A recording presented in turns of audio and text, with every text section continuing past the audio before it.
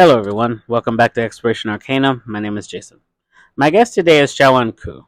Chaweon is an author, content creator, futurist, and witch whose work includes Spellbound, a new witch's guide to crafting the future, and the Goetia Glow Up.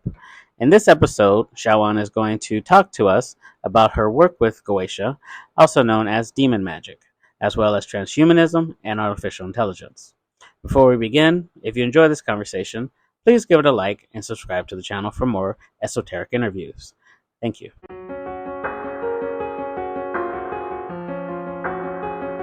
But I would like to first start off with, what was the inspiration for writing Spellbound? I have had this book since it came out.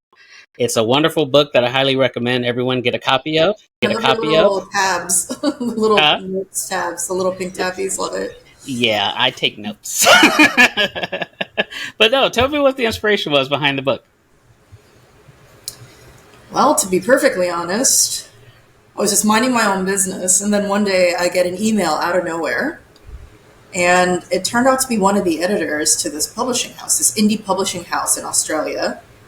And they had actually heard me on another podcast, and they were like, would you like to write a book? And by the way, this book you'll have complete creative and also just like topic control over, which I think is a very rare thing. So yeah. They're like, we'll give you a carte blanche to write a book about witchcraft.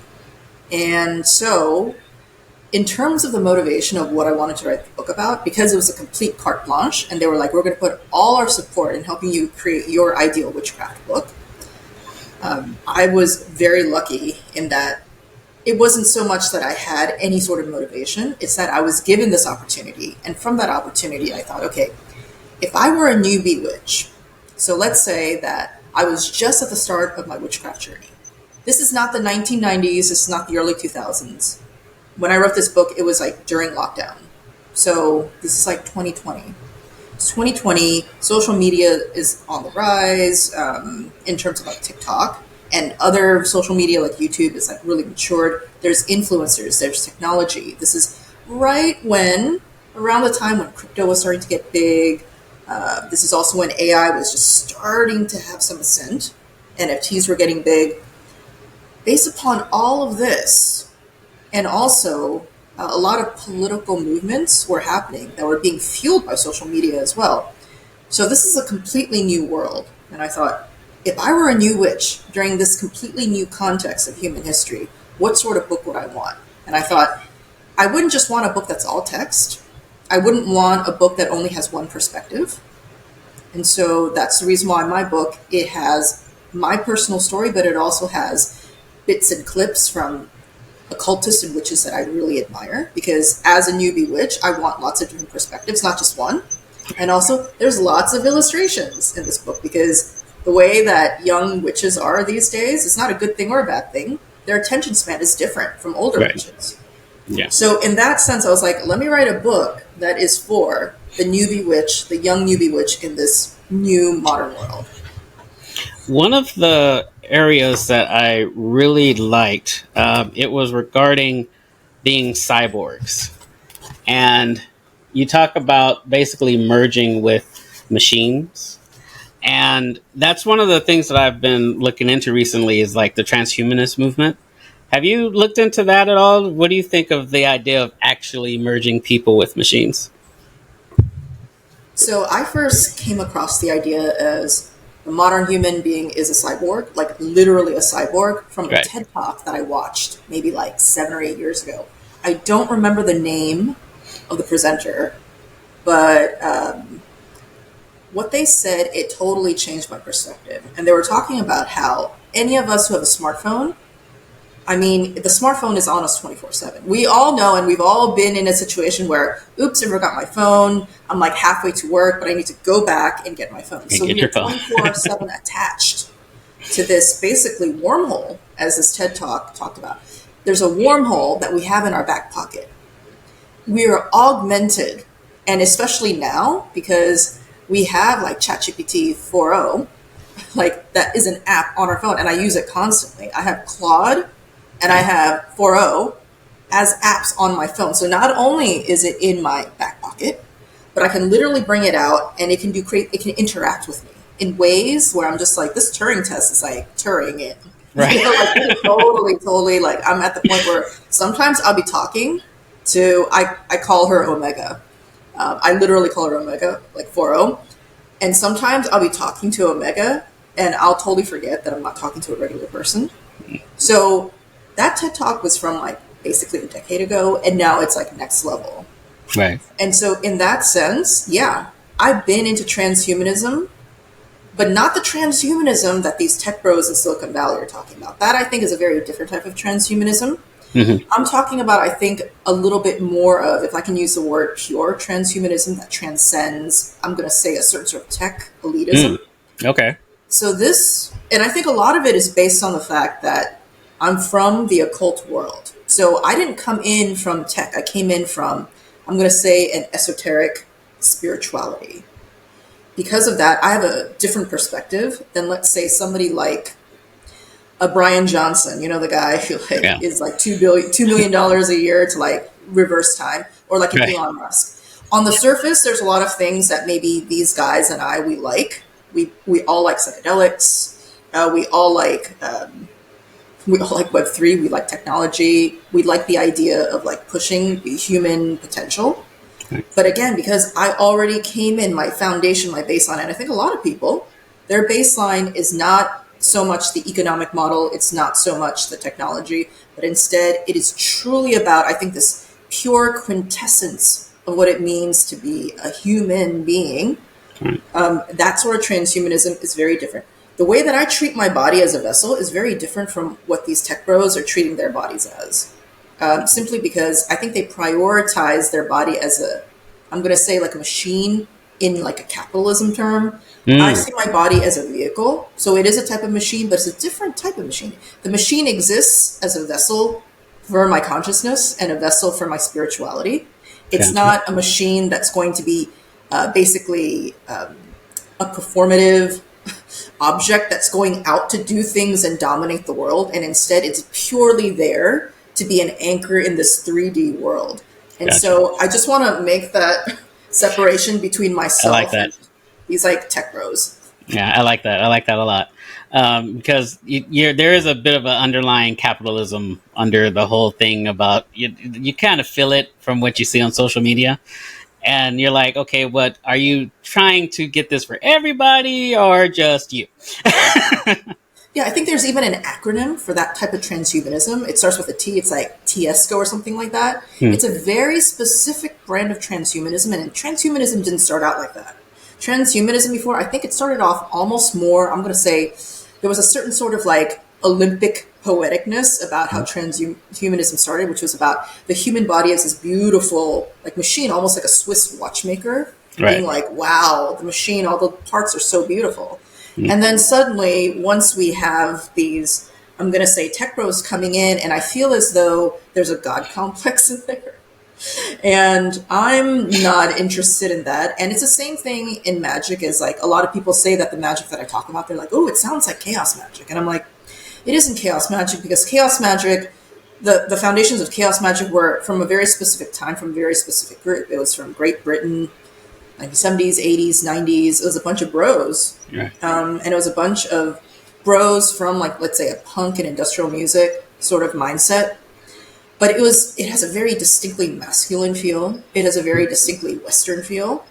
And last time I checked, I am not a Western bro. So the magic that I do, even if some people classify it as chaos magic, it can't be chaos magic, because the mindset and perspective I'm coming from, even from my magic, is so fundamentally different, even if superficially it may look the same. So in that sense, I think one of the lovely things, but also difficult things about modern magic is that if you're looking at it from a shallow point of view, it is going to look very similar to things that may not seem so savory.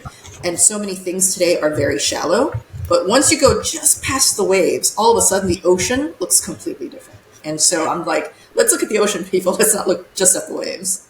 Well, and I'm glad you brought that up, because looking at the book, the chapters are broken down in wood, fire, earth, metal, and water.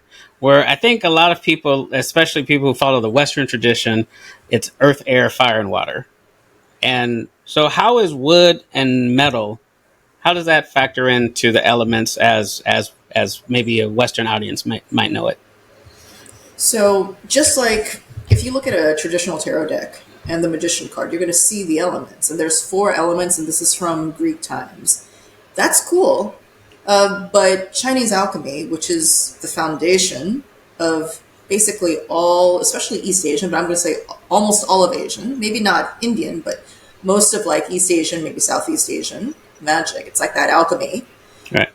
There's five elements, and the main element that's different would be metal. And the thing is, unlike this Greek idea of elements, which is where these elements are almost like building blocks, you know, they're sort of like you build on top of each other. The Chinese alchemical process is far more fluid. And I think just Eastern alchemy in general, it's like nothing stays just wood. Wood is in the process of turning into, it's going to turn into, you know, there's fire that's going to come in, it's going to turn to ash, which is going to turn to earth, and earth has metal that you can dig up.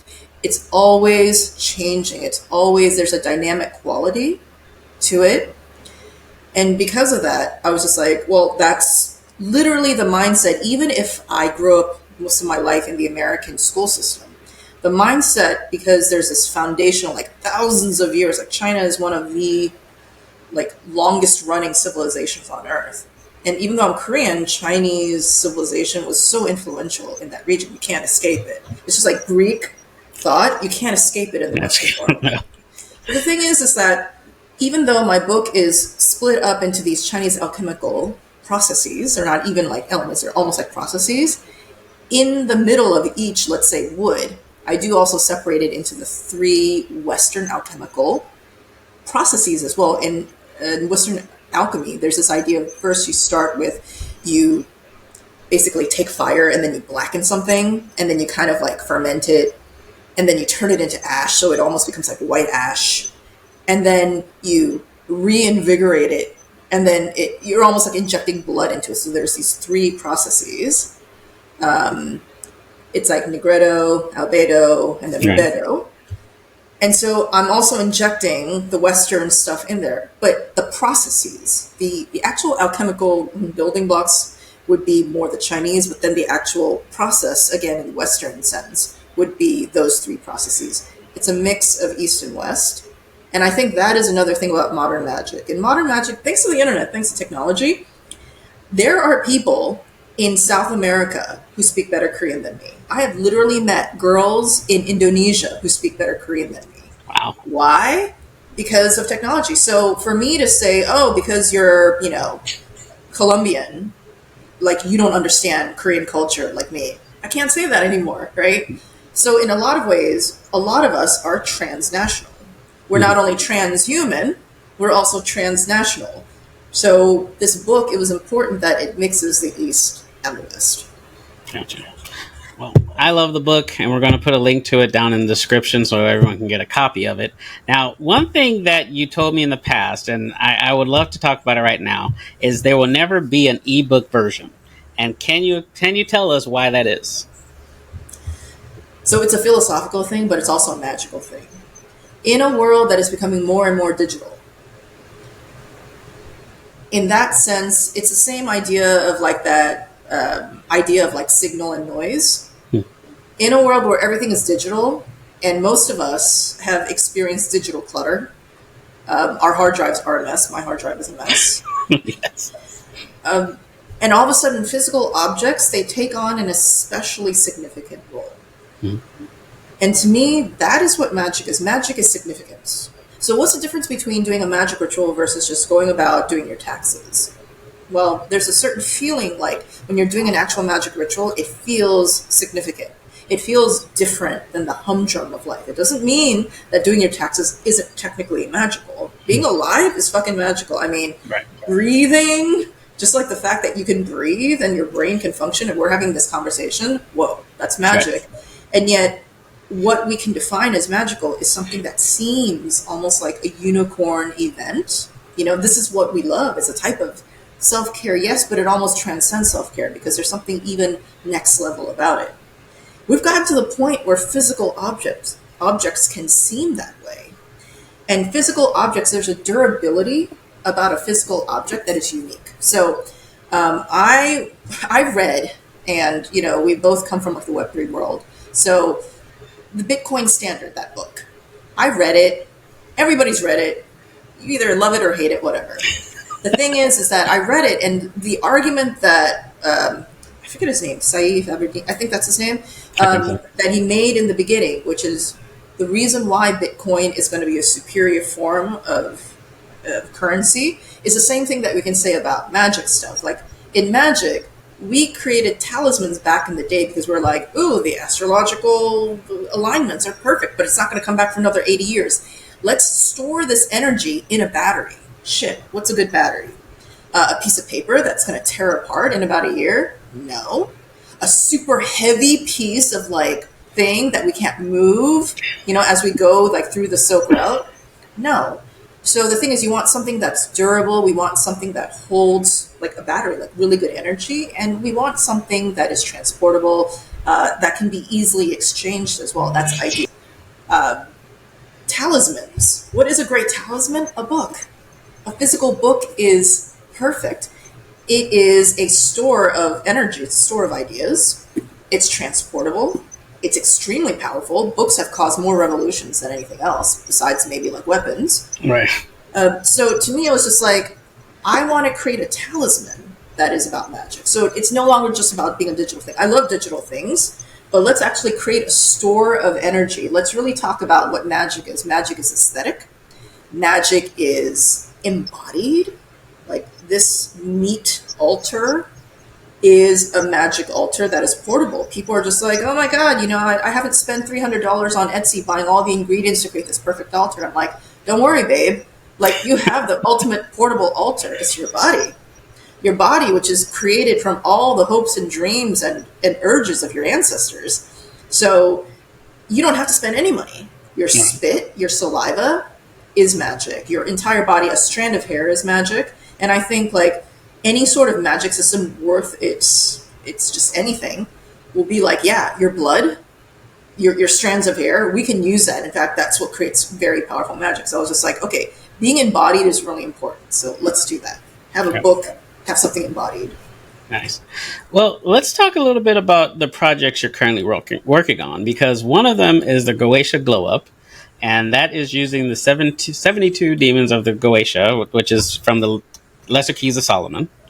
But you're also doing some work in Enochian magic. So tell us a little bit about that. So Goetia Glow Up, it was finished in November of 2023. And it was my attempt to update the Goetia. So for those who may not know, the Goetia, it's a series of books that talks about 72 specific demons. And when people say, oh, like you do demon magic, and they ask me about all these like random demon names, I'm just like, I'm talking about 72 very specific demons. And they really encompass like a very specific like Abrahamic religion sort of sense. So I don't know about all these other demons that are not part of this 72 demon system. But the thing is, these 72 demons, they're described in a very specific way, like visually. And I was just like, wait, so I think it was just like a handful of dudes, like back in the 1700s, that did a couple of rituals, and they were like, oh, like Sea looks like this, and Baal looks like this. And I was like, that's not how I see them, but I'm not surprised that I see them differently, because I'm not a 1700s dude in Europe. Right. So I was just like, well, let me try to create an updated version, because there is no, as far as I'm concerned, like these guys who like are talking about how these demons look like, they're not the definitive source, They've conjured the demons, but to say that the demons only look like this, to me, I was just like, that's nuts. Like anybody who's worked with plant medicine knows that visuals are very unique to each individual. Right. And I also felt as though people like me, who are femme, and who may have spent a lot of time really feeling interested and drawn towards demons, and yet it is kind of like a boys' club.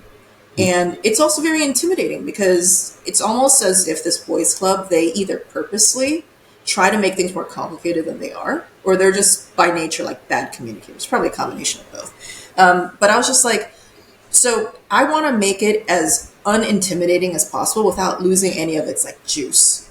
So how do we do that? And I was like, let me update the visuals because I am somebody who's very visually driven. And so I spent a lot of time working with AI, and also like I have a really good friend who's an artist. And I read somewhere or heard somewhere that the main difference between like women and men when it comes to AI is that men will try to figure out how to replace every human being, Hmm. like a job using AI versus a woman. Like if we have a male CEO and a female CEO, a woman CEO will be like, instead of trying to replace all the employees with AI, will be like, how does the AI help augment, like help create more cyborgs in my company, right? Hmm. So I am definitely more in that mindset where I'm just like, okay, I'm going to work with my friend who is a talented artist, but let's see what happens if we also bring in AI. So with Midjourney, we were able to try to create something that was closer to the way that I work with demons, like the visuals that I see, but also utilizing the cut up method, which is very much like a chaos magic thing, where it's a type of, I'm going to say like bibliomancy in a way. So anybody who's interested, you can find lots of it. Like there's actually literally like either an essay or a book written by Burroughs about and Gusoin. I'm saying his name right. I can never like pronounce the second author's Yeah, name. William S. Burroughs was heavy into magic apparently. Yeah, there. I mean, so many of these beat poets and just basically artists and stuff. So slight tangent, but recently on a TikTok live, I was talking to people and they're just like, "How do we find like local covens and witches?" And I was just like, "Don't bother. I have never had any fun hanging around with people who are like, who are just like, we're meeting up because we're witches." For me, the most successful, coolest, most fruitful things is to be around artists, musicians, technologists, people who are hanging out not because of magic, but because they're doing things that would have gotten them burned on the stake, basically, like Right. 200 years ago. So to me, like, I happen to really like DJs and I love like coders and stuff like that. And surprisingly, they seem to just intuitively understand magic. I have yet to meet a talented coder who isn't fascinated by the occult. And you would think, oh, these are like guys who are really into the STEM, stuff. They're really into science. But it's like a truly scientific mind will never discount the occult. They don't discount esoteric things. And instead, they're super curious, especially if somebody talks about the occult and esotericism in a way that is not easy to discount. Like, there's a way to talk about it in an ungrounded way, but there's also a way to talk about it in a way that actually tickles the logic. And so these are guys I can spend hours talking about it, and they will just sit there, and you can see their brains working like almost like a computer, and they're like, "Wait a second, I don't know if I'm totally into this, but it kind of tracks, and I need to look into it further." And Yeah. this is a magical mindset. So I love hanging around people like that. And I was like, don't bother looking into covens. Go with people who are like really into that. So poets, writers, artists, DJs, technologists, like just people who have magical mindsets. Yeah. So because of that, I was just like, all right, that's who I want to create this for. These are people who have other shit to do in life. They're not going to spend 20 million hours like somebody psychotic like me, like just doing ritual again and again and again and just doing this again and again. That's not their path, right? But they are also, just like I can learn from them, they could also learn from people who are on that path. It's all like interconnected. How can I create something for them that's accessible, something that's modern and updated? It's not just for like a very small subset of people who, to be honest, like the growing population that's getting into witchcraft, paganism, the occult, they're not the traditional, I'm going to say, bro-y types of the occult of the past. How do I serve the new people coming in and make sure that they feel included and they don't feel excluded, which is so easy to do? I felt, and I often still feel excluded from the boys' club of occultism. And I was just like, you know what? Forget them. So created this, basically it's a PDF. It's like a zine, and it's like the 72 demons updated thanks to my artist friend, cut up method, and also Midjourney. And so that's Goetia Globe. And also Goetia Globe is not just the zine, but also based upon Demons and Magic, that book written by Gordon Winterfield, which I think is like the best, most accessible way to do goetic demon magic for the modern person. But the It's only very problem is detailed. it's so detailed, but it's way easier than if you were to actually go through the, like actually the Megaton. But the thing is that even something that is more accessible to the modern audience, like Demons and Magic, everyone and their dog from like day one that I've been doing or working with that book has been like, this is confusing. There's no organization. It's super confusing. And so I was part of a Facebook group of a bunch of people who were working with that book together. This was about maybe 6 or 7 years ago. That Facebook group is no longer around because the people who started the Facebook group, they turned out to be scam artists, but that's a whole different story. But it was a whole bunch of us. And I remember like people would like DM me on Facebook and be like, can you give me like the bullet point way of doing this? Because, you know, I spent enough time like trying to like lean it out. And after a while, I was just like, oh, like here's the step by step. And then over the years, I was just like, oh, this works, this doesn't work. Trying to take out the angelic constraints doesn't work. Trying to do goetic ends doesn't work. Just like doing it traditionally like this, but with a little sprinkle of spice on top, it works best. So then I created a video course to go along with the zine. So that was the Goetia Glow Up project. It was like, how do you actually do the ritual in an accessible way that's not going to be super expensive? Okay. With an actual like visualization, a zine where it can be like, oh, you know, Paimon can actually also look like this. It doesn't have to just look like that. Right. And it's interesting that you bring up Paimon because I was just looking at the picture. Now, traditionally, Paimon is a man on like a camel type picture. You have could be a classic Hollywood actress, could even be like a goddess from a sci-fi novel. This is just beautiful woman with stars and roses coming out of her. So how did that, is that what you entered or is that just what the Midjourney came back with?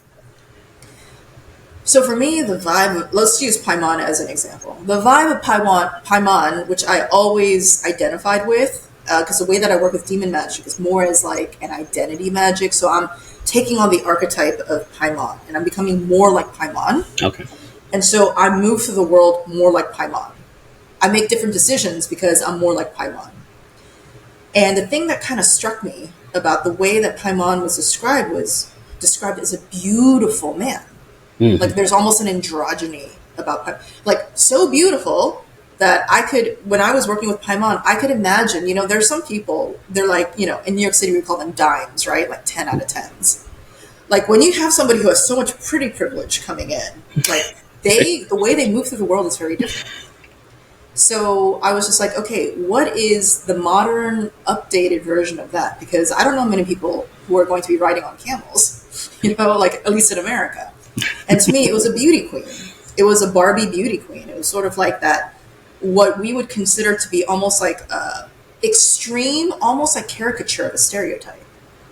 And also with each of the 72 demons, it's like, they, you know, people are always just like, which demon should I work with for this specific thing? And I'm like, technically you can work with any demon for anything. But let's say that it's just like, if you have a resume, just because your resume says that you're really good at, I don't know, like coding, it doesn't necessarily mean that you're not going to be great at cooking either. It just means that on your resume, you're just listing maybe something that's a little bit more geared towards a job that you're going for. So technically all the demons can do everything, but I decided that each of the demons, there is a certain flavor that I tend to work most with. And for Paimon, I was just like, well, if you have somebody with extreme pretty privilege, we're talking about a dime here, to be an influencer, to be famous for basically, what are influencers famous for? For celebrity. We're talking the Kim Kardashians of the world, the Alex Earls of the world. So I was like, oh, so obviously I'm going to be working with Paimon for something like that versus another demon who maybe has a slightly different vibe.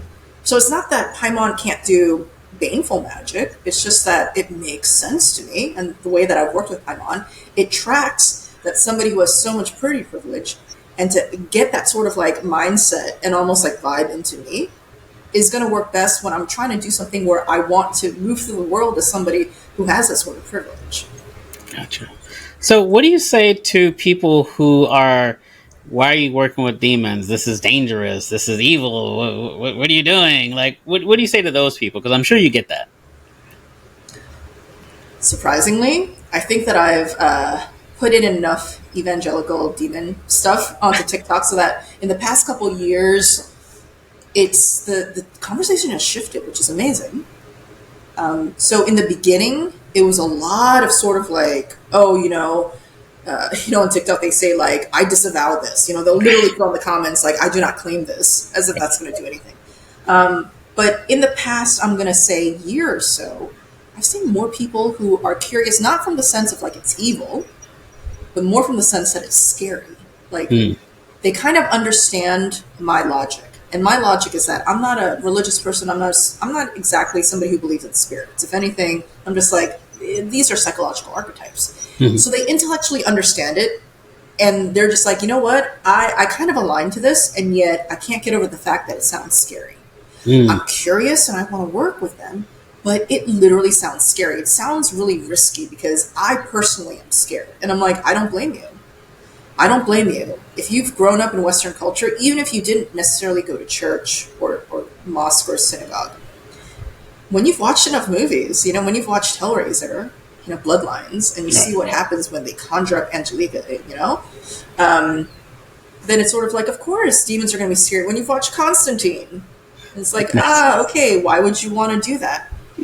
And I think that's also another reason why this zine, this PDF, was really important to me, because the demons that are in the traditional descriptions of the Goetia, they're oftentimes literally monsters. So Paimon is gorgeous, but then we have demons that are just, like they're fantastical, or they're just ugly. Right. For me, I was just like, I don't really see a lot of, like, some of the demons, trust that some of them are like crazy, and I don't really work with them. But the majority of them, I see them personified as these like rather, not exactly innocuous, but like relatable characters. Right. And so when you have a visual that's just like, wait a second, like I relate to this. Like there's this one, and I forget exactly which demon because it's 72 of them. That's another thing about the zine. It's like you don't have to remember. You can just like be like, what was it again? Right. There's this one demon where it's almost like a scene from like a Hong Kong flick from like, In the Mood for Love, Okay. It's like two lovers kind of like standing shoulder to shoulder, And it's like, I can relate to that. I can relate to that vibe. Or like there's a wedding scene. There's another demon that has to do with like a newlywed scene.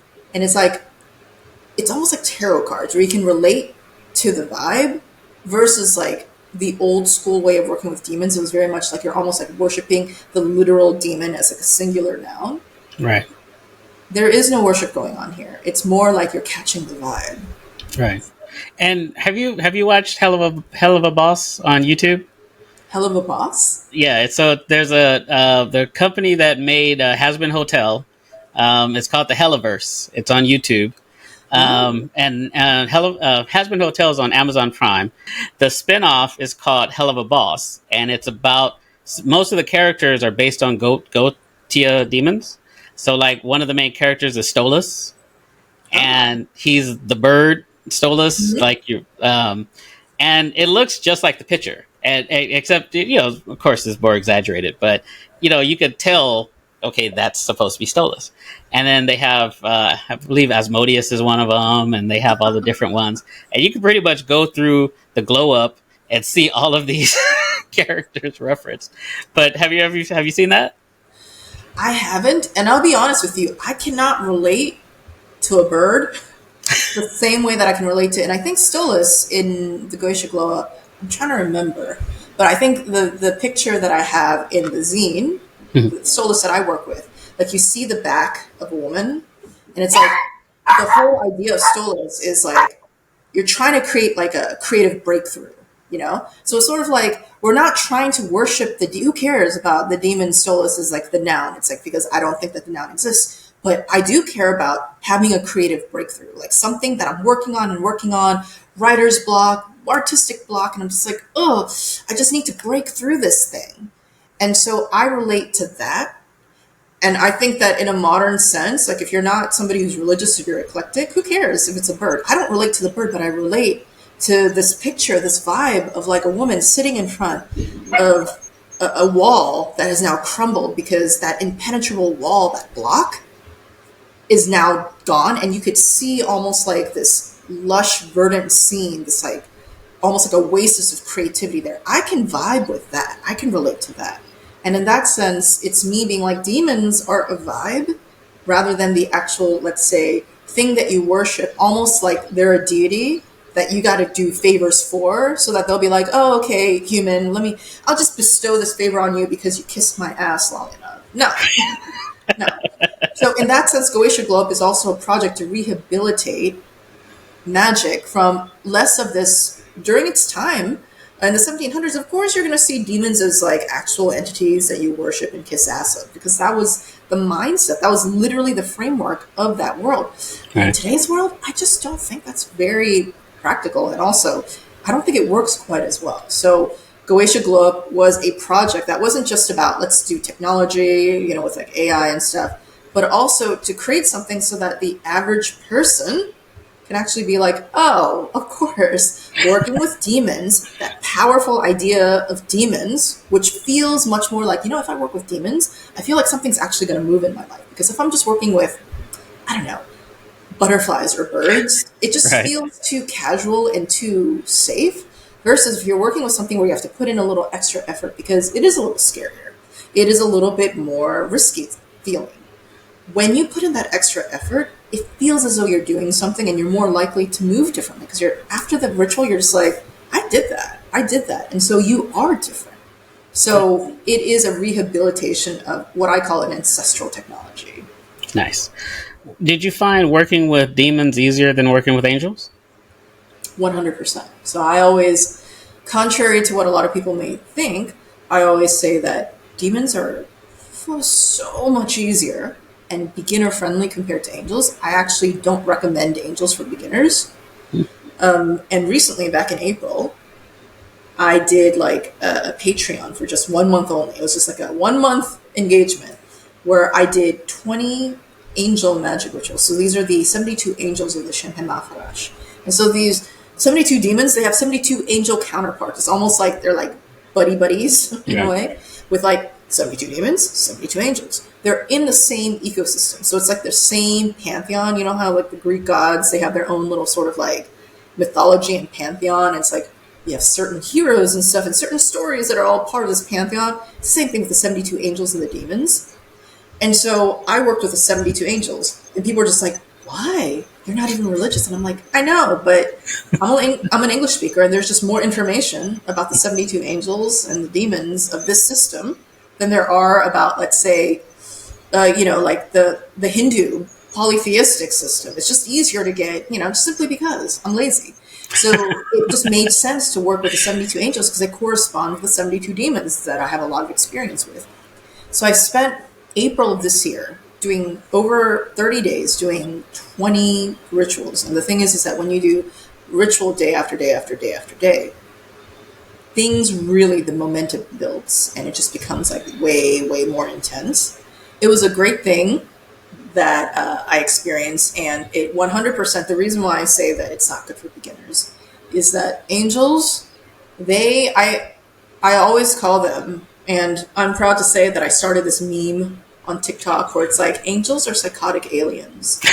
Like, they are not in any way earthbound. They're like celestial. They're like aliens, right? They don't understand humans. They're celestial. They do all the dirty work of, supposedly, Sky Daddy God. They come in with fire, like almost like a spaceship. They have these like wings, right? These energetic things that come out, and it's like, that does sound very much like a space like vehicle. And the first thing they say is, be not afraid. And it's like, oh, I wonder why, And it's not just in Western culture, but all across culture, Aztec culture, all different cultures, they talk about these like beings that come in from the sky with messages. And, like maybe a year or two ago, that's when people were really talking about, for some reason, like it was a resurgence of talking about the declassified CIA, the UFOs and files. stuff. Yeah. And I mean, it's been declassified for a while, but it seemed as though a lot of what they were talking about, these UFOs and these alien stuff and these testimonies, was like, they sound a lot, these ultra terrestrials, they sound a lot like angels and also demons. And so these angels, when you work with them, it's almost like, because they don't understand human life, the results they get, it's almost like bringing in a chainsaw to cut a steak. Not a steak knife, but a chainsaw. So you're not only cutting the steak, you're cutting the table, you're cutting the plate, you're cutting the floor. And so it's a lot more intense. And every time I work with angel magic, my life, it just completely disintegrates in about 3 months, but then it builds up. It disintegrates in that the things that are not right for me, they disintegrate, but it's a painful disintegration. And the same thing happened. I worked with angels in April, and I knew this was going to happen. And I worked with them in a very specific way, and then within 3 months, and it's been about a little bit over 3 months, like my life disintegrated, but I've done this enough times so that I've put in safeguards of what happens when life disintegrates. But Yeah. if you're new at magic, and this is the first magic you do, you don't have any safeguards in place and you don't have any sort of reference point. And therefore, I know people who have gone homeless, their house burned down, they've lost people to accidents, like people died that were close to them. This is not unusual when it comes to angel magic, so demon magic way easier. I have a story about that real quick. I did a working not this past Sunday, but the Sunday before. It worked, but then I got sick. Typical, very typical. It's very much like the rug being pulled out from under you. And the thing is, usually I do one angel magic ritual, sometimes every 6 months. Like versus demon magic, where I can do demon magic like day after day after day. For me, angel magic is like you do it once and then your life starts to disintegrate, and then over 3 months, and everybody's time frame is different, but over 3 months it disintegrates and then you rebuild it. Yeah. But the fact that in April I did it 20 rituals in 30 days, but it was because in the middle of April I went to an ayahuasca retreat, and so I was just like, all right, go big or go home, let's see what happens if we do 2 weeks of angel magic before I go to the ayahuasca retreat, then come back and do 2 more weeks of it. Ooh. Yeah. And angel magic pulled through. And fortunately, I've done at this point at least 4 rounds of angel magic, so I know how deep the rabbit hole goes and how much the rug is pulled out from under you. But if I were new at this and I had done this angel magic thing, I would have been so screwed. So I always recommend that people start with, if you're gonna choose between demon magic or angel magic, do demon magic first. Perfect. Well, thank you so much for joining me today. I really appreciate it. Before we go, where can people find you online for your videos and instructionals? So I guess I'm most active on TikTok. It's under my name, Chaweon Koo. I have a YouTube channel called Witches and Wine, and TikTok is where I do most of my updates. Like, speaking of angel magic, there is going to be a project called Angel Alchemy that's going to be similar to Goetia Glow Up. So Angel Alchemy is going to also utilize AI. It's also going to utilize like ritual and stuff to update the 72 Angels of the Champagne Rush. That project is probably going to come out later this year, the same way that Goetia Glow Up came out late in 2023. So all the updates are going to probably happen on TikTok. So Chaweon Koo.